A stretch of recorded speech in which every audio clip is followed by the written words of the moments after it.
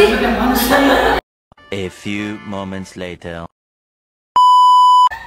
Assalamualaikum warahmatullahi wabarakatuh. Waalaikumsalam warahmatullahi wabarakatuh. Perkenalkan, nama saya Galang Ramadan dari kelompok 3. Ini mempresentasikan materi tentang pegadaian. Yang pertama, barang gadai. Yang kedua, penaksir nilai. Dan yang ketiga, pemberi pinjaman. 1. Barang gadai. Barang gadai pada dasarnya adalah barang semua barang bergerak dapat digadaikan di perum pegadaian dengan pengecualian barang-barang tertentu. Barang yang dapat digadai, yang pertama, barang hiasan yang terbuat dari emas, perak ataupun batu mulia. Dan yang kedua, kendaraan dan barang elektronik. Adapun barang-barang yang tidak dapat digadaikan, yang pertama ada binatang ternak, dan yang kedua hasil bumi, yang ketiga barang dagangan, yang keempat barang cepat rusak, dan yang kelima barang ilegal. Yang kedua ada penaksir nilai.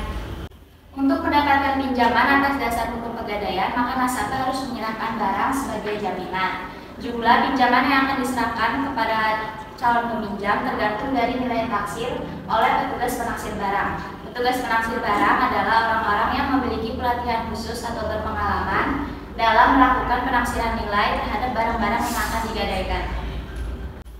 Pedoman penaksiran nilai berdasarkan jenisnya tergantung pada barang kantong, yaitu emas. Petugas akan melihat harga pasar pusat atau HPP dan melihat standar taksiran emas yang telah ditetapkan oleh kantor pusat.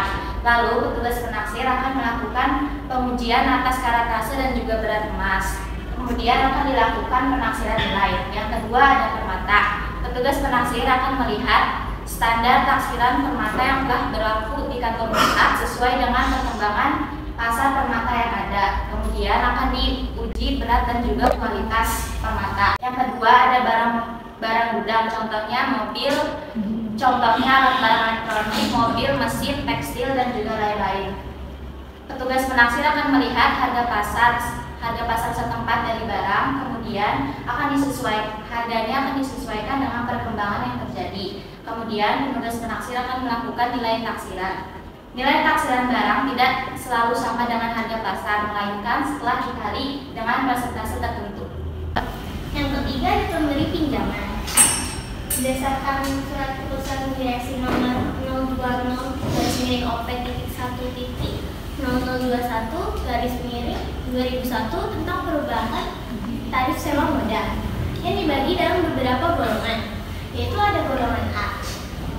Golongan A memiliki jumlah pinjaman antara 5.000 sampai dengan 40.000, di mana surat masuk tersebut dimasukkan dalam kategori surat bukti kredit golongan A.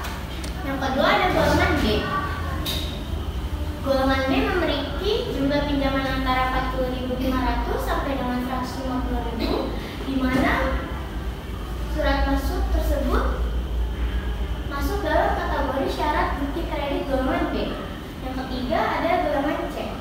Golongan C memiliki jumlah pinjaman antara 151 sampai dengan 500.000, di mana masuk dalam kategori syarat bukti kredit golongan C. Yang terakhir ada golongan D.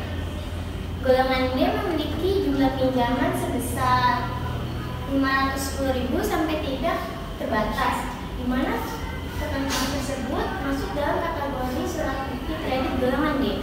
Adapun jangka waktu yang telah ditentukan berupa 120 hari atau 4 bulan.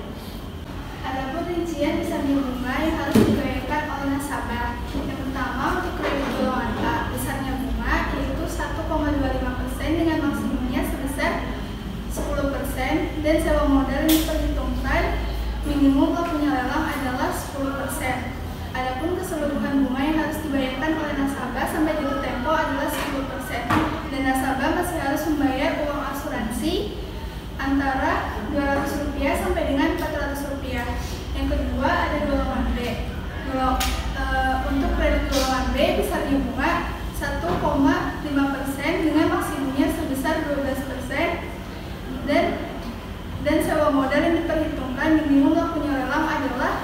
12%. Adapun keseluruhan bunga yang harus dibayarkan oleh nasabah sampai jatuh tempo adalah 12%. Dan nasabah masih harus membayar uang asuransi antara Rp1.000 sampai dengan Rp2.000. Selanjutnya untuk kredit golongan C dan D, besarnya bunga 1,75% dengan maksimumnya sebesar 14%, dan sewa modal yang diperhitungkan minimum waktunya lelang adalah 14%. Adapun keseluruhan bunga yang harus dibayarkan adalah 14%. Untuk kredit golongan C, jumlah asuransi yang harus dibayarkan antara Rp5.000 sampai dengan Rp12.000. Sedangkan untuk kredit golongan D, jumlah asuransi yang harus dibayarkan sebesar 0,5% dikali dengan uang pinjaman minimum sampai dengan Rp25.000. Selanjutnya, untuk semua kredit golongan A, B, C, dan D harus membayar uang sewa modal setiap 15 hari sekali dengan batas waktu kredit selama 120 hari atau selama 4 bulan. Selanjutnya, ada prosedur mendapatkan dana pinjaman dari Perum Pegadaian. Langkah pertama, nasabah akan pergi ke loket pegadaian terdekat secara langsung, kemudian menyerahkan barang yang akan menjadi jaminan, lalu mengisi formulir berupa data diri. Selanjutnya, langkah kedua, barang jaminan tersebut akan diteliti oleh penaksir di titik kontasnya untuk menaksir dan menetapkan harganya. Langkah ketiga, pembayaran akan dilakukan oleh pegadaian. Setelah ditaksir, pembayaran akan dilakukan oleh pegadaian ke nasabah. Sekian yang kami dapat sampaikan, kurang lebihnya mohon maaf. Wassalamualaikum warahmatullahi wabarakatuh. Waalaikumsalam warahmatullahi wabarakatuh.